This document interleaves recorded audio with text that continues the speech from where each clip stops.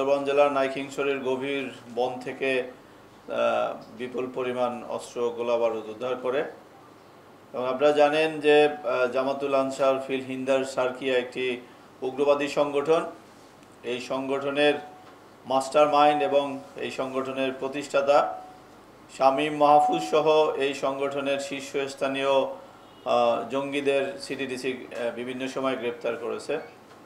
এবং আপনারা জানেন যে সিটিডিসির আবেদনের প্রেক্ষিতে এই সংগঠনটি সম্প্রতি সরকার নিষিদ্ধ ঘোষণা করে। গত বছরের জুন মাসে আমরা যখন এই সংগঠনের মাস্টার মাইন্ড প্রতিষ্ঠাতা শামীম মাহফুজকে গ্রেপ্তার করে, আমাদের এই সেম টিমেই তাকে গ্রেপ্তার করেছিল এবং তাকে আমরা বিভিন্ন মেয়াদে পুলিশ হেফাজতে এনে একদম নিবিড় জিজ্ঞাসাবাদ করেছি। জিজ্ঞাসাবাদে তার কাছ থেকে এই সংগঠনের প্রতিষ্ঠা বা এই সংগঠন তৈরির বিভিন্ন বিষয়, এই সংগঠনের প্রশিক্ষণ, এই সংগঠনের অর্থ সংগ্রহ, এই সংগঠনটির অস্ত্র কালেকশন, পাশাপাশি কুকি চীনের সাথে চুক্তি সহ নানাবিধ বিষয় আমরা তাকে জিজ্ঞাসাবাদ করেছি। এবং আপনারা জানেন যে এই সংগঠনের আরেকজন অস্ত্র সরবরাহকারী কবিরকে আমরা শামীম মাহফুজের গ্রেপ্তারের আগে আমরা ঠিক একইভাবে বান্দরবন থেকে গ্রেপ্তার করেছি। ঢাকা থেকে গ্রেপ্তারকৃত দুইজন পলাতক সদস্যদের তথ্যের ভিত্তিতে, এবং সেই সময়ও আমরা এই সংগঠনের কার্যক্রম সম্পর্কে একটা বিস্তারিত ধারণা পেয়েছিলাম। আপনারা জানেন যে শামীম মাহফুজ পার্বত্য এলাকায় কুকি চীনের সাথে যখন এই সংগঠনটির তৈরির প্রেক্ষাপট সহ বিভিন্ন বিষয়ে মিটিং করে, তার আগে থেকেই শামীম মাহফুজ বান্দরবান বা পার্বত্য অঞ্চল সহ কক্সবাজার কেন্দ্রিক তার তৎপরতা ছিল এবং এই সংগঠনটি তৈরির প্রেক্ষাপট নিয়ে ওই অঞ্চলে সে দীর্ঘদিন কাজ করেছিল।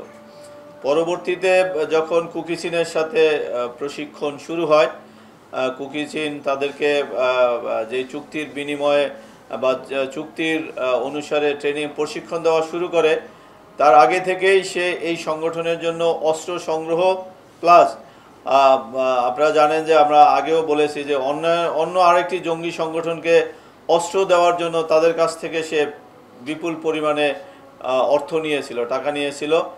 এবং তার কাছ থেকেই আমরা আজকে গতকালকে যাকে আমাদের এই সিডিআই টিম গ্রেপ্তার করে তার নামটা পাই, এবং তখন থেকেই আমরা তার পিছনে দীর্ঘদিন যাবৎ কাজ করেছিলাম। আপনারা জানেন যে পার্বত্য অঞ্চলে যখন এই জামাতুল answer feel Hindal সার্কিয়ার training camp আবিষ্কৃত হয় এবং যৌথ বাহিনীর অভিযান শুরু হলে এই আব্দুর রহিম পার্বত্য অঞ্চলে সে একাধিকবার তাদেরকে অস্ত্র সরবরাহ করেছে এবং পরবর্তীতে যে আরও বেশি পরিমাণ অস্ত্র দেওয়ার কথা ছিল তার কিছু অংশ সে প্রকিউর করেছিল, কালেকশন করেছিল। সেই অস্ত্র যৌথ বাহিনীর অভিযান শুরু হলে সে এই অস্ত্র গোলাবারুদ পাহাড়ে লুকিয়ে রেখে সে প্লেইন ল্যান্ডে চলে আসে। সম্প্রতি আমরা গাজীপুরে তার অবস্থান শনাক্ত করতে সক্ষম হই। আমাদের টিম তাকে সেখান থেকে গ্রেপ্তার করে। গ্রেপ্তার করার পরে জিজ্ঞাসাবাদে সে তার এই অস্ত্রের অবস্থানের কথা জানায় এবং তাকে নিয়ে সেই নাইক্ষ্যংছড়ি গভীর বনে তার দেখানো মতে এই বিপুল পরিমাণ অস্ত্র গোলাবারুদ আমাদের টিম উদ্ধার করে। এবং আপনারা জানেন তার যেই অস্ত্র গোলাবারুদ উদ্ধার করা হয়েছে তার মধ্যে হচ্ছে একটি বিদেশি পিস্তল, 7টি দেশি তৈরি বন্দুক, দেন 1 শুটার গান একটি, গুলি 16 রাউন্ড, শটগানের কার্তুজ 11 রাউন্ড এবং 24 রাউন্ড খালি খোসা। সবচেয়ে ভয়ঙ্কর বিষয় হচ্ছে তার এই হেফাজত থেকে আমরা একটা গ্যাস মাস্কও উদ্ধার করতে সক্ষম হয়েছি। পাশাপাশি 2টি ওয়াকি টকি, একদম লাইভ ওয়াকি টকি তার এই যেই মজুতকৃত যে অস্ত্রের যে সন্ধান দিয়েছিল তার মধ্যে ছিল। পাশাপাশি আপনারা জানেন যে প্রশিক্ষণ ক্যাম্পে, আমি আগেও বলেছিলাম, প্রশিক্ষণ ক্যাম্পে সার্কিয়ার সদস্যদের বিভিন্ন আইএডির উপরে প্রশিক্ষণ দেওয়া হতো। এবং আইইডি প্রস্তুত করার জন্য বিভিন্ন ধরনের কেমিক্যাল দরকার। সেই কেমিক্যালও তার সরবরাহ করার কথা ছিল। আমরা প্রায় 6 লিটার বিভিন্ন জাতীয় কেমিক্যাল উদ্ধার করেছি তার হেফাজত থেকে। পাশাপাশি আরও বাইনোকুলার ছিল, যে পার্বত্য অঞ্চল রাতের বেলা ব্যবহারের জন্য নাইট ভিশন বাইনোকুলার। তারপরে আপনারা জানেন যে আইইডি প্রশিক্ষণের জন্য ইলেকট্রিক কেবল দরকার, সেই কেবলও ছিল। এবং ওখানে সার্ভাইভালের জন্য আরও যে সকল কিট দরকার, প্রশিক্ষণের জন্য যে সকল কিট দরকার, সেটাও পাওয়া গিয়েছিল। এবং পার্বত্য অঞ্চলে আপনারা জানেন মোবাইল নেটওয়ার্কের সমস্যা, এবং এটা আমাদের কাছে খুব আশ্চর্যজনক মনে হয়েছে। এই মোবাইল নেটওয়ার্ক বুস্টার সে কীভাবে কোত্থেকে কালেকশন করেছে সেটা আমরা পরবর্তীতে জিজ্ঞাসাবাদ করব। সেই মোবাইল নেটওয়ার্ক বুস্টারও একটি ছিল ইলেকট্রিক তার, ইলেকট্রিক চার্জার এবং অন্যান্য পার্বত্য অঞ্চলে অপারেশনাল অ্যাক্টিভিটির জন্য যা যা দরকার সবই তার সরবরাহের তালিকায় ছিল, এবং সেগুলা ওখানে মজুদ রেখে এই ঢাকা এবং কিছুদিন ঢাকাতে অবস্থান করছিল। পরবর্তীতে সে গাজীপুরে অবস্থান নেয়।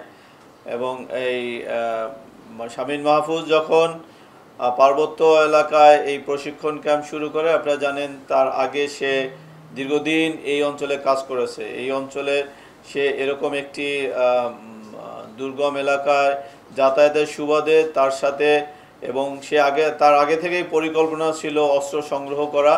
এই অস্ত্র সংগ্রহ করার নিমিত্তে সে এই আগে গ্রেপ্তারকৃত কবির আহমেদ, সেও একজন অস্ত্র সরবরাহকারী। এবং কালকে আমরা যাকে গ্রেপ্তার করেছি সেই রহিমের সাথে সে যোগাযোগ করে, এবং রহিমকে সে এই সংগঠনের পক্ষ হয়ে কাজ করার জন্য প্রস্তাব দেয়, এবং রহিম তার এই প্রস্তাবে রাজি হয়। সে এই অস্ত্র সরবরাহের পাশাপাশি সদস্য সংগ্রহের জন্য ওই অঞ্চলে কাজ করতেছিল, এবং অভিযান শুরু হলে সে চলে আসে। আমরা তাকে আজকে বিজ্ঞ আদালতে 10 দিনের রিমান্ডের আবেদন সহ পাঠাবো, এবং তার এই অস্ত্রের কোন উৎস থেকে সে কালেকশন করে, কিভাবে সে এই সার্কিয়াকে আরও কোন কোন পর্যায়ে সহযোগিতা দিয়েছিল সেই বিষয়ে আমরা বিস্তারিত জিজ্ঞাসাবাদ করব। ধন্যবাদ সকলকে।